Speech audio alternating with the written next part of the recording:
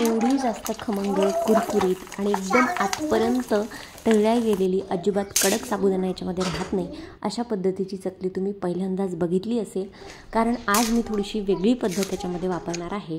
बटाटा आणि फक्त भिजवलेला साबुदाणा वापरून आपण ही उपवासाची साबुदाणा बटाटा चकली बनवणार आहोत. अगदी तिप्पट ते चौपट ही जी बटाटा साबुदाण्याची चकली आहे ती फुलते आणि बघू शकता एकदम खुसखुशीत होते. बऱ्याचदा आपण ह्या चकल्या करतो तेव्हा आतला साबुदाणा थोडासा कच्चा राहतो, तसं होऊ नये म्हणून एक खास इन्ग्रेडियंट किंवा एक वस्तूसुद्धा याच्यामध्ये घातलेली आहे. तर अशा ह्या साबुदाणा बटाट्याच्या उपवासाच्या ज्या सोप्या पद्धतीने चकल्या तुम्हाला आज मी करून दाखवणार आहे, त्याचा व्हिडिओ शेवटपर्यंत बघा. खूप साऱ्या टिप्स मी तुमच्यासोबत आजच्या व्हिडिओमध्ये शेअर करणार आहे. अगोदरही 3 ते 4 वाळवण्याच्या रेसिपीज तुमच्यासोबत शेअर केलेल्या आहेत, त्यासुद्धा नक्की बघा. चला सुरुवात करूया. तर सगळ्यात अगोदर ज्या दिवशी आपल्याला साबुदाणा बटाटा चकली करायची आहे त्याच्या आदल्या दिवशी आपल्याला साबुदाणा अशा पद्धतीने भिजत घालायचा आहे. तर इथे मी 1 कप साबुदाणा घेतलेला आहे. जर तुम्हाला 1 किलो अर्धा किलोचं प्रमाण हवं असेल तर खाली डिस्क्रिप्शन बॉक्समध्ये दिलेलं आहे. त्यानंतर साबुदाण्यामध्ये भरपूर असं पाणी घालून साबुदाणा खूप जास्त न चोळता 1 ते 2 वेळेस स्वच्छ पाण्याने धुवून घेतलेला आहे. त्यानंतर साबुदाणा बुडेल इतपतच पाणी मी याच्यामध्ये घातलेलं आहे. जसं आपण साबुदाण्याची खिचडी वगैरे तयार करण्यासाठी घालतो तेवढंच पाणी याच्यामध्ये घालायचं आहे. यापेक्षा जास्त पाणी घालण्याची अजिबात गरज नाही आहे. आता साबुदाणा आपण रात्रभर भिजवून घेणार आहोत. तर दुसऱ्या दिवशी सकाळी आपला साबुदाणा मस्तपैकी छान इथे सॉफ्ट एकदम झालेला आहे.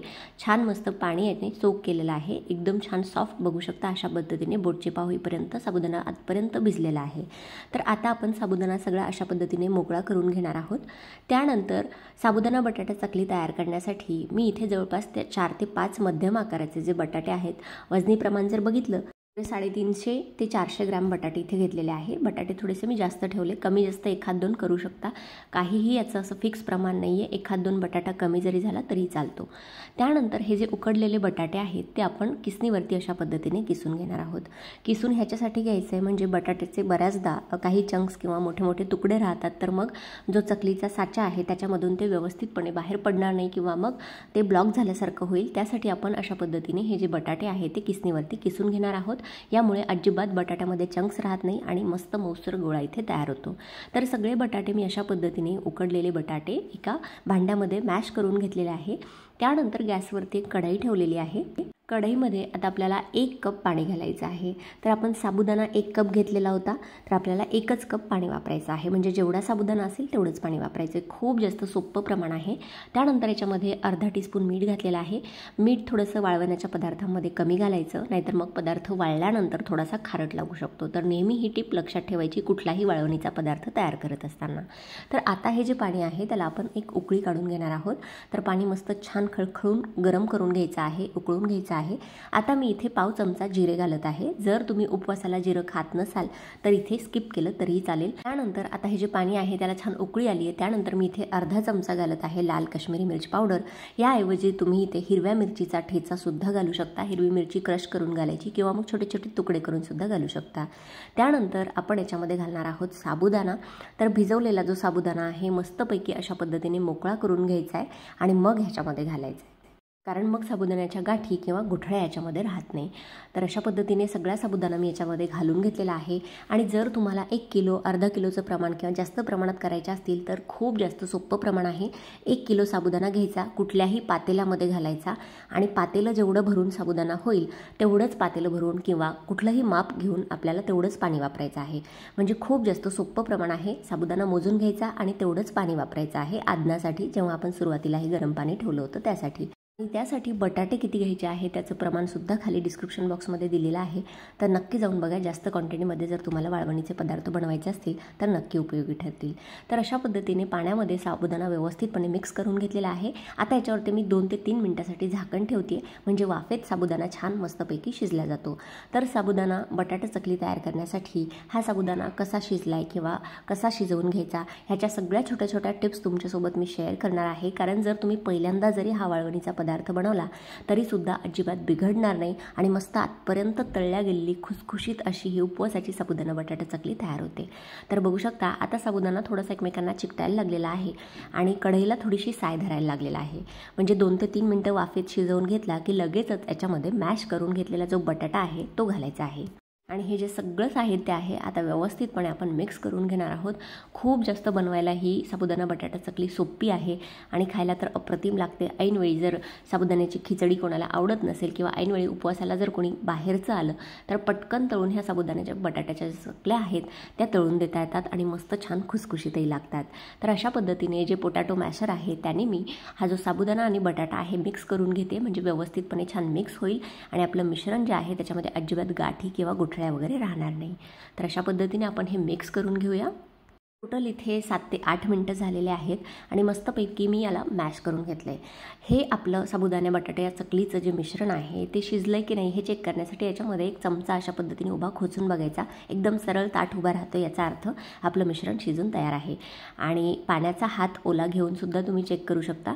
हाताला अजिबात हे मिश्रण चिकटलं नाही पाहिजे आणि छान याची गोळी झाली पाहिजे. अशा पद्धतीने जर मिश्रण तयार झालं तर समजायचं आता आपण याच्या साबुदाण्याच्या ज्या बटाट्याच्या चकल्या आहेत त्या करू शकतो. तर गॅसची फ्लेम बंद करूया आणि तोपर्यंत आपण याच्यासाठीचा जो साचा किंवा मोल्ड आहे तो तयार करून घेऊया. तर काही नाही, एक चकलीचा किंवा आपण जी दिवाळीतली चकली करतो त्यासाठी जो साचा वापरतो तोच मी इथे वापरलेला आहे. जर तुमच्याकडे अशा पद्धतीचा मोल्ड किंवा साचा नसेल तर तुम्ही जी पायपिंग बॅग आहे ती सुद्धा वापरू शकता. फक्त मिश्रण थोडंसं थंड करून घ्यायला लागेल, कारण गरम गरम मिश्रण जर पायपिंग बॅगमध्ये कुठल्याही प्लॅस्टिकच्या पिशवीमध्ये घातलं तर मग पिशवी थोडीशी गरम याने फाटू शकते. तर अशा पद्धतीने हा जो साचा आहे त्याच्यामध्ये मी भरून घेतलेला आहे साबुदाणा आणि बटाटा चकलीचं मिश्रण. आणि आतून तेल वगैरे लावण्याची काहीच गरज नाही आहे. खाली फक्त एक जी चकलीची चकती असते ती याच्यामध्ये लावलेली आहे. आणि अशा पद्धतीने साचा बंद करून आपण याच्या चकल्या आता करून घेऊया. चकल्यांचं मिश्रण किंवा चीक शिजवणं खूप जास्त महत्त्वाचं आहे व्यवस्थित, नाहीतर मग चकलीमध्येच तुटू शकते. त्यानंतर आपण हा जो साचा आहे तो उन्हात एका प्लॅस्टिकच्या शीटवरती घेऊन अशा पद्धतीने ह्या ज्या चकल्या आहेत त्या पाडून घेतलेल्या आहेत.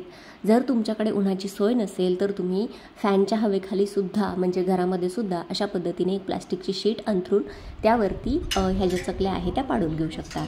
तर अशा पद्धतीने आपण सगळ्या मिश्रणाच्या चकल्या ज्या आहेत त्या पाडून घेतलेल्या आहेत.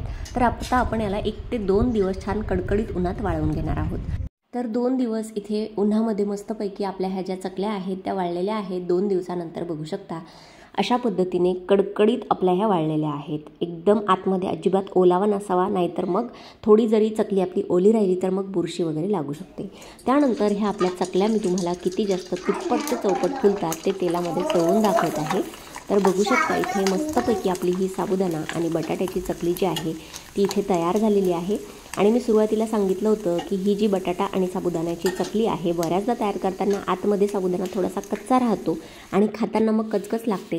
त्यासाठी काय करायचं आहे, ह्याच्यामध्ये बटाटा थोडासा एखादा शिल्लक घातला की मग आपली ही जी बटाटा आणि साबुदाण्याची चकली आहे ती छान खुसखुशीत होते. किंवा मग चिमूटभर तुम्ही याच्यामध्ये पापड खारसुद्धा जेव्हा आपण मीठ घालतो त्या पाण्यामध्ये घालू शकता. त्यामुळे सुद्धा तुमची जी साबुदाणा आणि बटाट्याची चकली आहे आतपर्यंत छान खुसखुशीत राहते आणि अजिबात तेलकटसुद्धा होत नाही. तर ही टिप नक्की वापरा. मी आज पापडखार इथे घातलेला नाही आहे, पण तुम्ही जर घालायचं असेल तर चिमूटभर पापडखार घालू शकता. त्यामुळे आपली चकली खुसखुशीत होते आणि तिप्पट ते चौपट फुलायला सुद्धा मदत होते आणि साबुदाणा आतमध्ये कच्चासुद्धा राहत नाही. तर अशा पद्धतीने वाळवणाची ही साबुदाणा आणि बटाट्याची उपवासाची चकली तुम्ही सुद्धा नक्की करून बघा आणि मला कमेंट सेक्शनमध्ये सांगा की आजचा व्हिडिओ कसा वाटला. तर मी तुम्हाला इथे एक चकली दाखवते, बघू शकता एकदम अप्रतिम आणि खुसखुशीत आपली ही चकली इथे तयार आहे. आणि हो, अशा पद्धतीने जर चकल्या केल्या तर अजिबात तेलकटसुद्धा होत नाहीत.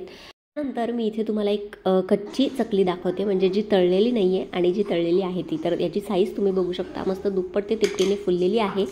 तर अशा पद्धतीने ही सोपी अशी रेसिपी किंवा वाळवणाचा प्रकार तुम्ही सुद्धा नक्की करून बघा आणि याच्या आवाजावरून सुद्धा तुम्हाला कळत असेल की किती जास्त खुसखुशीत होते आणि अजिबात तेलकटसुद्धा नाही आहे. माझ्या हाताला तेलसुद्धा इथे लागलेलं नाही आहे. तर नक्की रेसिपी ही ट्राय करा आणि सांगा मला कमेंट सेक्शनमध्ये आजचा व्हिडिओ कसा वाटला. व्हिडिओ जर आवडला असेल तर व्हिडिओला जास्तीत जास्त लाईक करा, शेअर करा आणि असेच नवनवीन व्हिडिओज आपल्या चॅनलवरती बघण्यासाठी चविष्ट महाराष्ट्र आपल्या मराठी यूट्यूब चॅनलला सबस्क्राईब करायला सुद्धा विसरू नका. चला मंडळी, भेटूया अशाच एखाद्या नवीन व्हिडिओसोबत किंवा एखाद्या हटके रेसिपीसोबत. तोपर्यंत धन्यवाद. Thanks for watching. Take care. Bye bye.